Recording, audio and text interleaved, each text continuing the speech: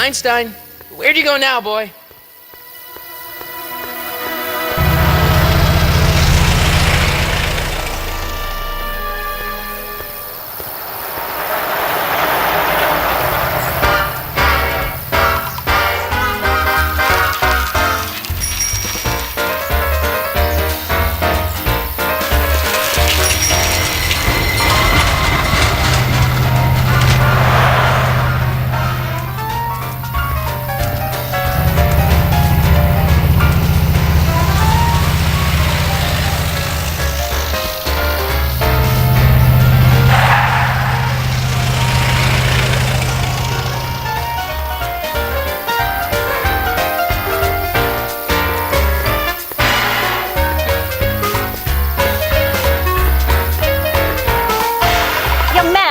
Excuse me, young man.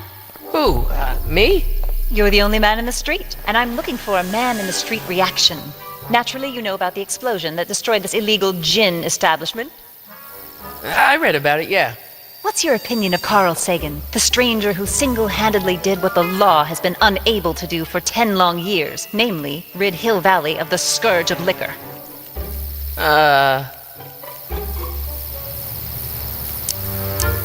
You can mark me down as a supporter. The young man said, flashing a boyish yet virile grin. Hill Valley needs more upstanding youths like yourself. Do you have a message for the vicious gangsters who still roam these streets, no doubt plotting to corrupt our citizens with another den of booze, sin, and debauchery? Yeah, tell them, go ahead, make my day. Make your day what? Never mind. I'll play around with it and see if I can come up with something better. Mr. May I get your name? Yeah, it's... Michael Corleone. Thank you for sharing your candid opinions, Mr. Corleone. Edna Strickland, Hill Valley Herald. I know, I met you back. I'm familiar with your work. You read my column? How sweet! I know it's just an etiquette column, but I believe it'll lead to bigger and better... Oh! Einstein, no, down, boy. Is this wretched creature yours? He assaulted me once before. What's got into you? Aggressive dogs must be kept on leash at all times. It's the law. Look it up. Doc, I gotta find Doc.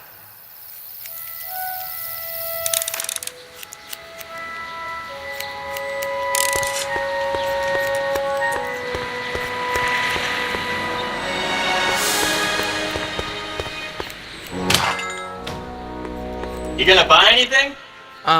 No. Then get out, Bob. I guess this is where the speakeasy burned down. How'd Doc ever get mixed up in that?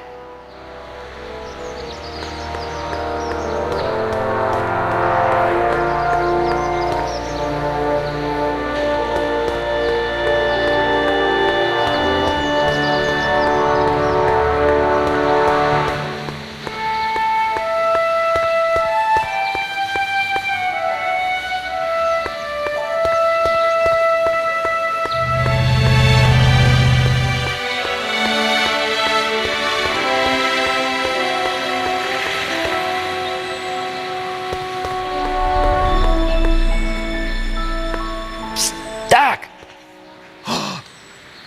Marty! Doc! What are you doing here? You sent for me, Doc. I did? When? May 14th, 1986. 1980? The automatic retrieval system. Of course. I'd almost forgotten about that. So what's our plan for getting you out of here? Plan? We don't need a plan. We don't. Not in the slightest. The police picked me up for that speakeasy fire a couple of weeks ago, but the DA hasn't got a case. They're releasing me tomorrow morning. So basically, I traveled 50 years into the past to deliver your car? Sorry about that, but it's so wonderful to see you. We have a lot of catching up to do. Yeah, you might want to hold off on that, Doc. Great Scott! I'm going to be gunned down by gangsters on the steps of the courthouse. Why would they do that? Guess they didn't approve of my burning down their speakeasy. Very funny, Doc. Maybe now we should come up with a plan? A plan? Right. But what?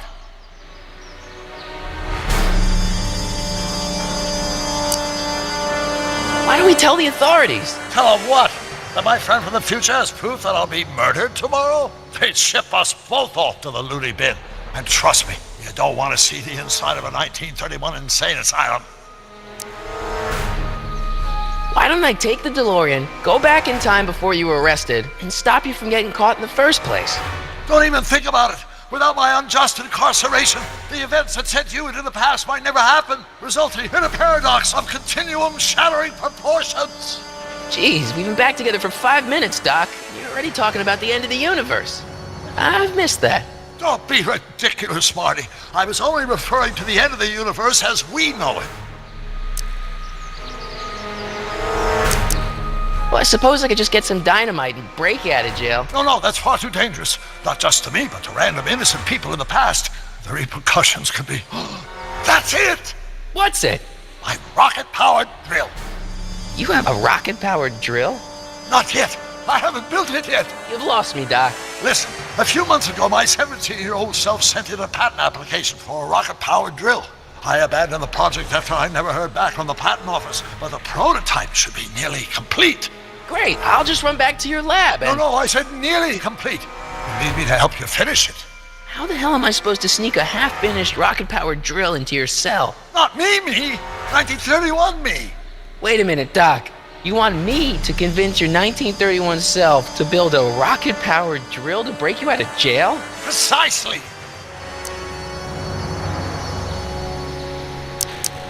Won't talking to yourself cause, irreparable damage to the space-time continuum or something?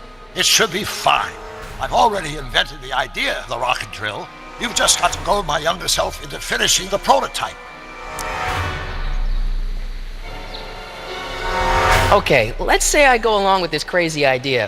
Where can I find you? I mean, the other you. How should I know? It was over 50 years ago. Why don't you go over to the soup kitchen next door and give my house a call? They'll know where to find me. Soup kitchen. Got it. Just stay away from the soup. It'll cause irreparable damage to your digestive system.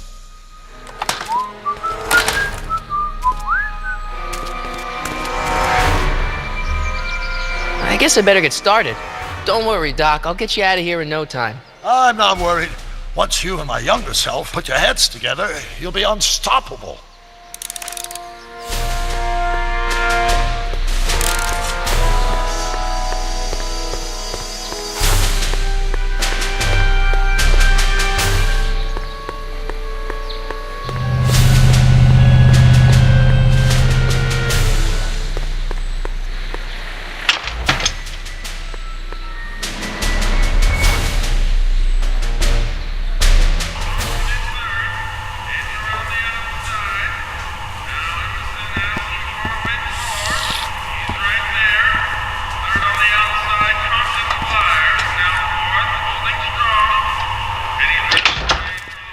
McFly! Biff? Kid! Grandpa? That's Mr. Tannen to you, Artie. What are you doing out here? Well, I was getting kind of hungry, so I figured I'd come down here for some free soup. Just thought I'd come down for some soup. Think, McFly. The DA's throwing around subpoenas like Babe Ruth. I don't think Ruth's a pitcher anymore. Shut it. If one of those subpoenas landed in the hands of my number cruncher, I'd be in a whole lot of trouble. I could even get sent up the river. You wouldn't want that, would you?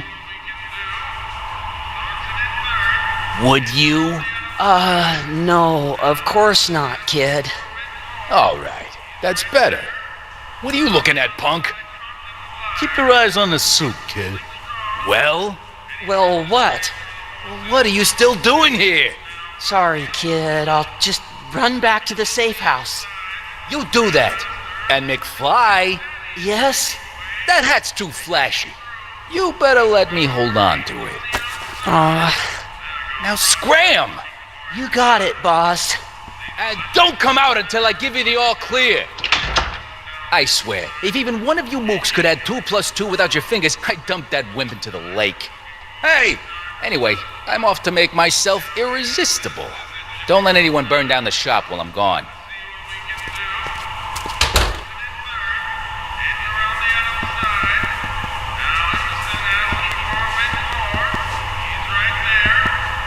Lazy hands make a man poor, but diligent hands bring wealth.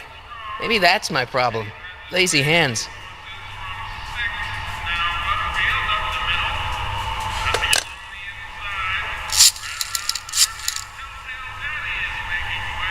Brown results. Hi. Do you know where I could find Emmett Brown? Young Master Brown is currently tending to his clerking duties at the courthouse. Who may I say is calling? The courthouse? Doc never told me he worked at the courthouse.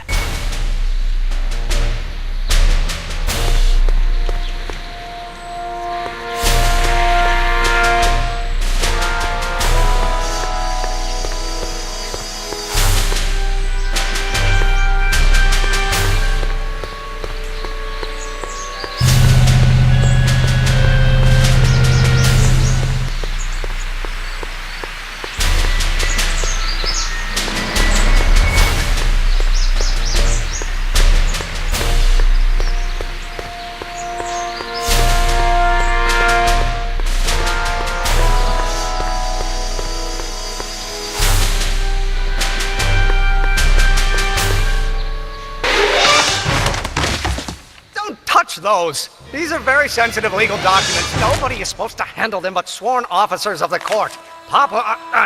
Judge Brown says so. Judge Brown? Doc. Nice to meet you. I'm Michael, Corleone. Emmett Brown. But I am a law clerk, not a doctor. Now please get out of my way. I have important business to transact. Naturally, H2A multiplied by the inversion of H has to come out less than expectation value of A, right? No. What am I missing here? Or do we take H to stand for permitting the line operator? But in that case, H to the A multiplied by the inverse of A might well be equal to A's expectation value, but only if the coefficient of friction remains constant and the gravitational constant is variable. Wait, is that even possible? Oh, let's start over. Force equals mass times acceleration, of course. That's Newton. But how many newtons are required to maintain a constant mass if acceleration is reduced by the inverse? Listen, Emmett, you don't know me, but I'm your friend. I'm not big on friends. They get in the way of work.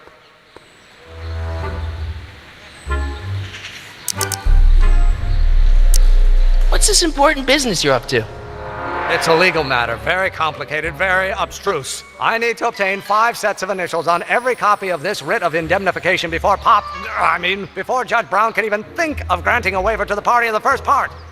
You have no idea what it's about, do you? That's how important it is. So, Emmett, what time are you through with work? Depends. On weeknights, Pop sometimes keeps me in the office till 9. 9 at night? But today's Saturday. Right. So I probably won't get off before 10. Listen, I understand you're working on a new invention in your lab. Invention? You must have me mixed up with somebody else. I'm in law. I have absolutely no interest in science.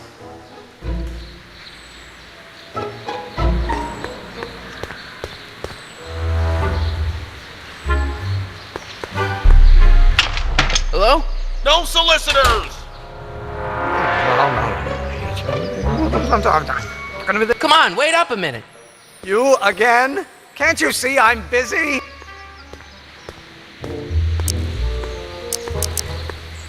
Okay, so you don't want your old man to know. That's fine. Listen, we all keep secrets. But I'm telling you, you can level with me about this science project of yours. I am not a scientist. Go ahead, ask me what E equals.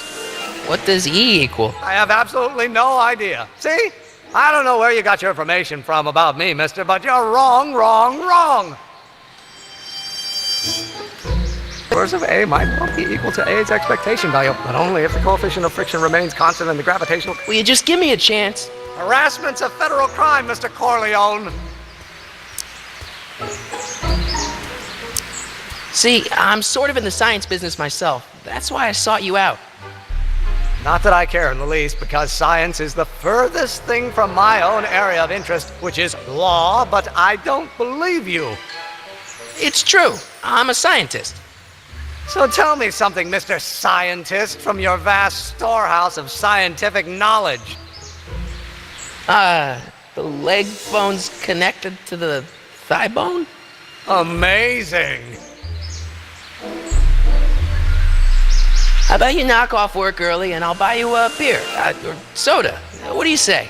Don't try to tempt me from my duty with sugary beverages. Keeping the wheels of justice turning, that's my one passion in life. Besides, if I left before 8, my pop would kill me. Sounds like you're a little scared of your father. Scared of my father?